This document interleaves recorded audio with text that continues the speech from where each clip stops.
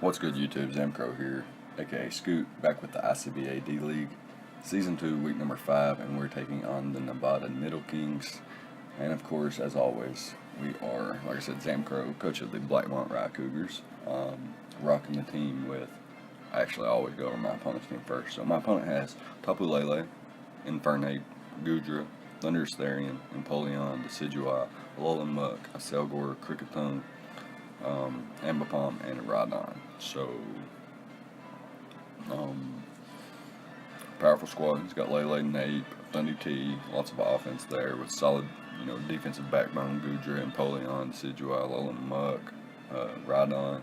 He's got some nice speed tiers and some nice breakers and whatnot. So, we have Magearna, Zapdos, Dragonite, Suicune, Crocodile, Bronzong, Alolan Marowak, Licky, Donphan, Krooked, and Tauros. Looking to probably make some trades. I don't use Krooked and Tauros. I've built some teams with Tauros, but it hasn't actually made the final cut of any of my 5 teams I've built yet. Krooked has not even been an option, so I definitely need to get rid of that. The rest of my team's pretty fine, though. It's very unorthodox and definitely not my playstyle, but yeah, it's definitely something. And I don't think Magearna's even gotten a kill this season, and we're going into week 5 here in this battle. So I don't think that I know how to use Magearna. So, anyways,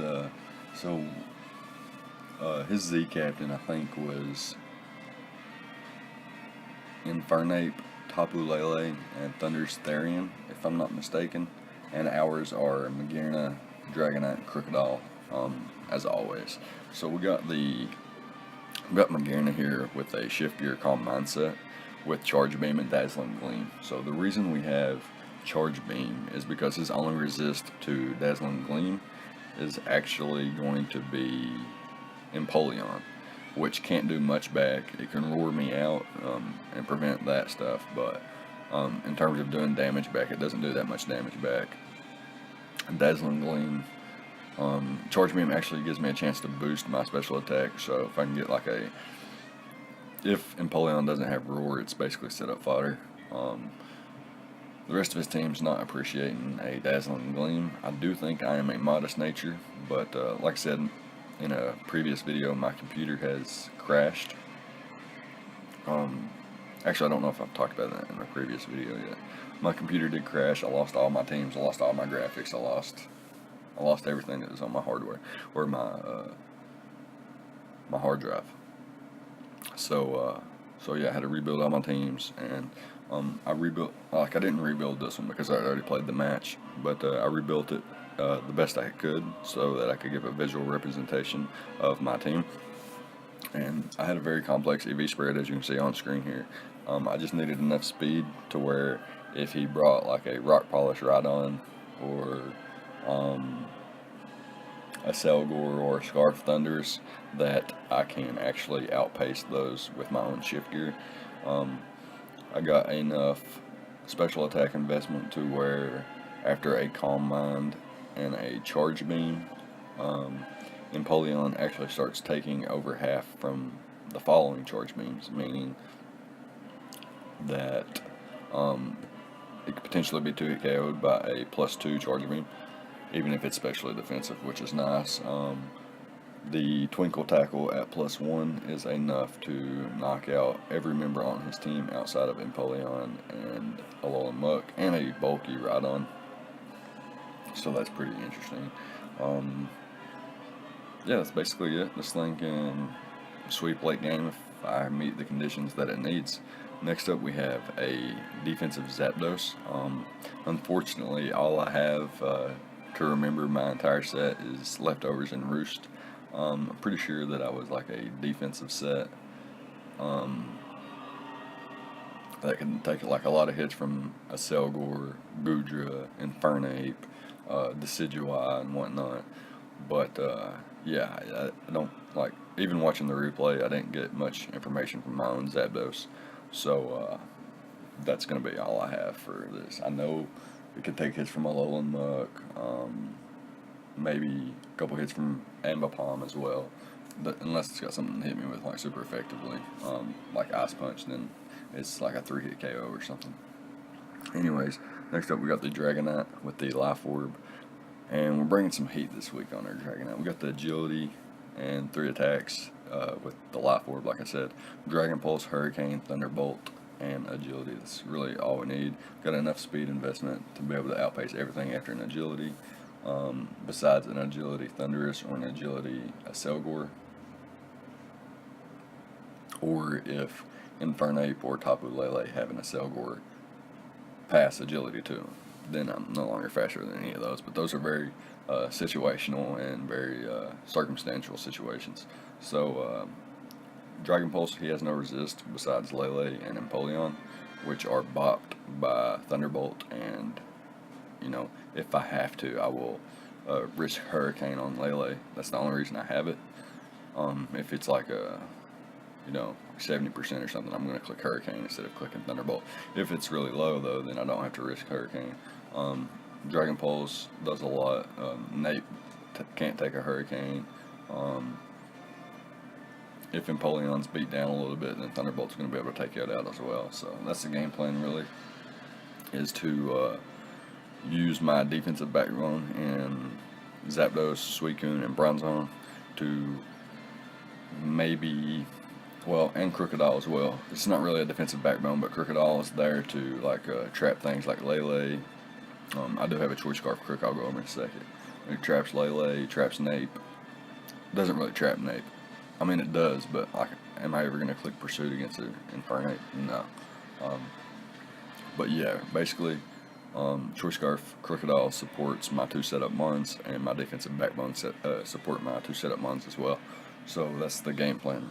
Next up, we got, like I said, a Choice Scarf Moxie Krooked with Earthquake, Knockoff, Pursuit, and Stealth Rocks. This thing is my designated Stealth Rocker this week. However, rocks are not super important. Dual Stab and Pursuit's really all I needed. If I can catch things like Ambipom or Lele or even Decidueye with a Pursuit and get a little bit of chip damage on them, then I'll be in a solid position for the rest of the match. Choice Scarf Earthquakes just looks really good against this team once things like Decidueye and Thundurus are gone. Of course, a Selgor can take, it resists Earthquake or whatever, but its defenses aren't enough to take, adamant Earthquakes from Krooked. So yeah, it's pretty cool there. I do have enough speed to outpace things like Rhydon after a Rock Polish, can outpace everything on his team that's not Choice Scarfed as well. So yeah, that's pretty cool. Yeah, so next up we got a defensive Suicune. I don't remember my entire set. I don't know if I had actually anything to, I think it was more like a Scald, Toxic Protect, Roar kind of set or something like that. I'm not positive, but this is pretty much, this is my Infernape check, really. Like a designated counter type check. And I got leftovers Scald, and I'm pretty sure that it was Protect, Toxic, Roar, but I'm not 100%, so I'm not going to say anything about it. Yeah, like I said though, Infernape check, Rhydon check, and I guess it can take, physical hits from basically anything on this team. It takes hits from Ambipom all day. And I guess it loses to things like Curse Mug, like a Rest Talk set, Curse Mug, or Decidueye. It can't do much to Empoleon, but still, it's a solid mon in this matchup defensively. So next up we got Bronzong, which is a special defensive set to take on the Lele, takes on the Goodra, takes on the Thundy, takes on the Empoleon, takes on a Selgor if it has to, Ambipom. So yeah, it's really nice bulky set here with Stealth Rock, Gyro Ball, Leftovers, and Levitate, so that if Rhydon is actually a problem, Rhydon, Alolan Muck, Empoleon, Infernape can, if they're like Earthquake coveraged,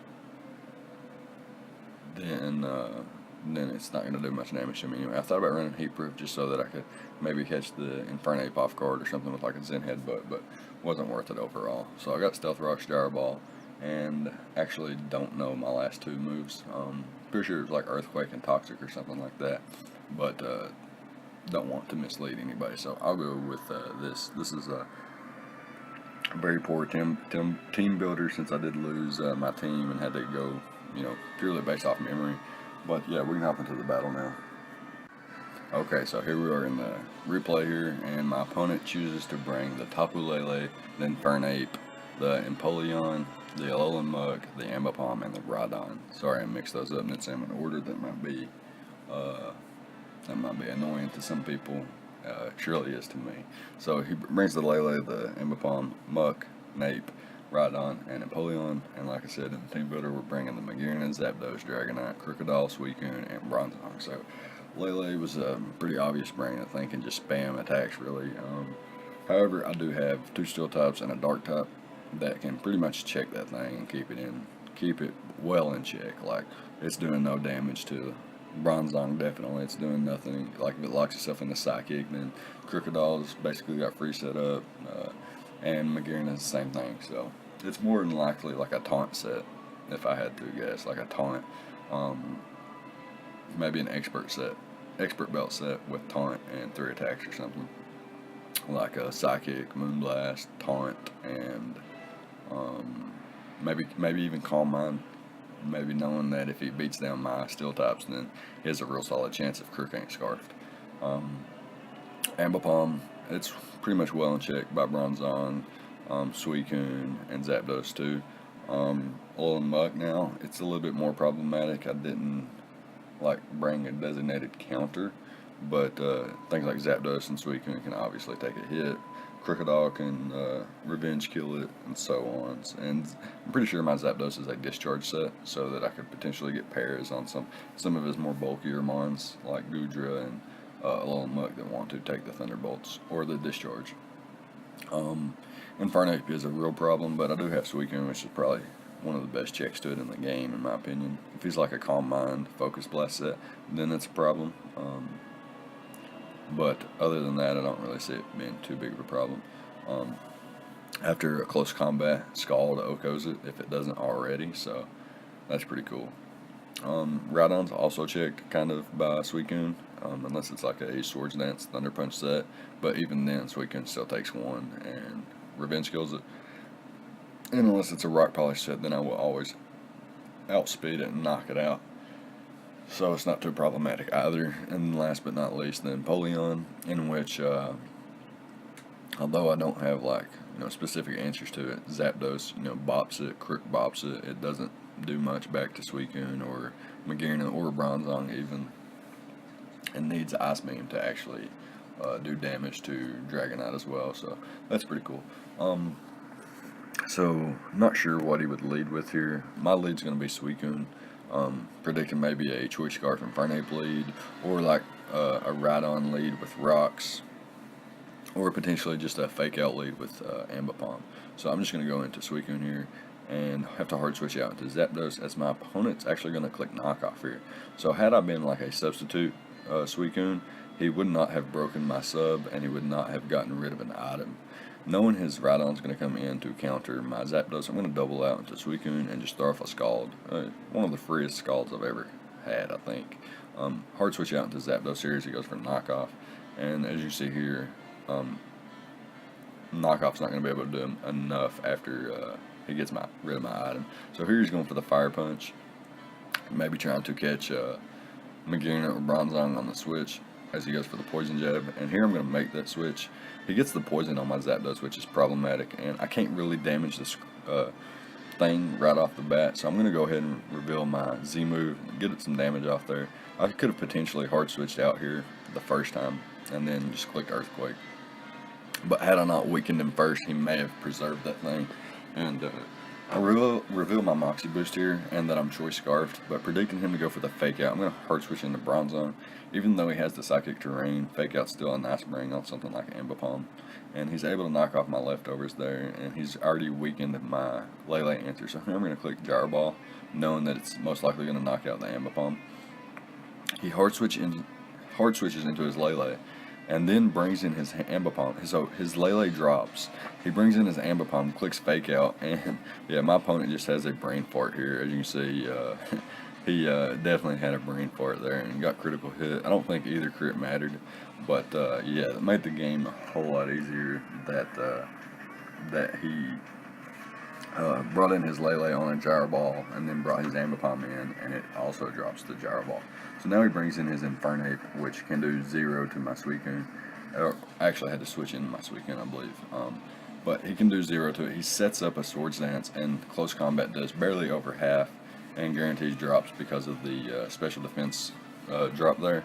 Here I'm going to hard switch out into my Magearna, knowing that Calm Mind is not a bad play here, but in case he stays in, I just want to click that Charge Beam. And now I'm actually going to click the Calm Mind, I believe.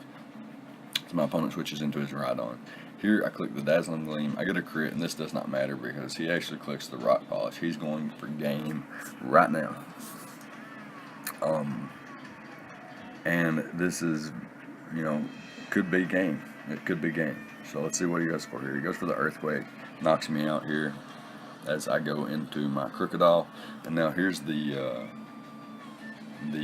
I know I'm Choice Scarf, but he doesn't know. So here's where I'm going to reveal that I'm actually faster. I'm going to Revenge Kill the Rhydon with Earthquake of itself, get the Moxie boost. So now that even if Empoleon is Sugar Berry, it's still going to drop this Earthquake unless he's max defense.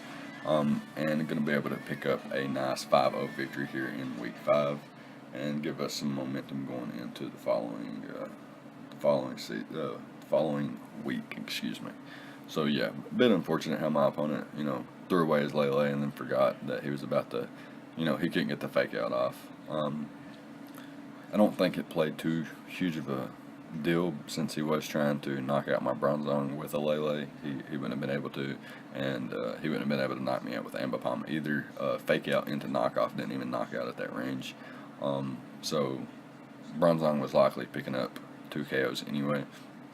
And then Krooked just coming through and picking up the last 3. Well, picking up 3 of the 6 knockouts this week, so that's pretty cool.